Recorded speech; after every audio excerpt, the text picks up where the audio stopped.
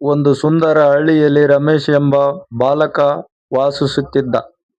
ಬೆಳಗ್ಗೆ ಎದ್ದಾಗ ಹಕ್ಕಿಗಳ ಚಿಲಿಪಿಲಿ ಧ್ವನಿ, ತಂಪಾದ ಗಾಳಿ ಮತ್ತು ಹಸಿರು ಹೊಲಗಳು ಅವನ ಮನಸ್ಸಿಗೆ ಸಂತೋಷ ಕೊಡುತ್ತಿದ್ದವು.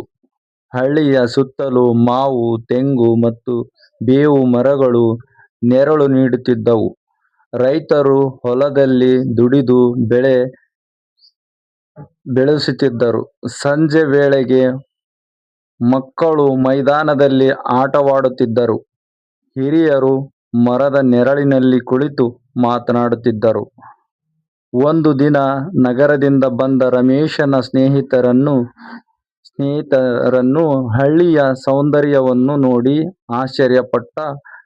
ಇಲ್ಲಿನ ಗಾಳಿ ಎಷ್ಟು ಶುದ್ಧವಾಗಿದೆ, ಪ್ರಕೃತಿ ಎಷ್ಟು ಸುಂದರವಾಗಿದೆ ಎಂದು ಹೇಳಿದ.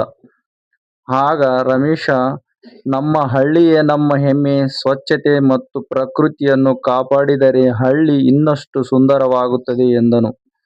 ನೀತಿ: ಪ್ರಕೃತಿಯನ್ನು ಪ್ರೀತಿಸಿ ಹಳ್ಳಿಯ ಸ್ವಚ್ಛತೆ ಮತ್ತು ಸೌಂದರ್ಯವನ್ನು ಕಾಪಾಡೋಣ.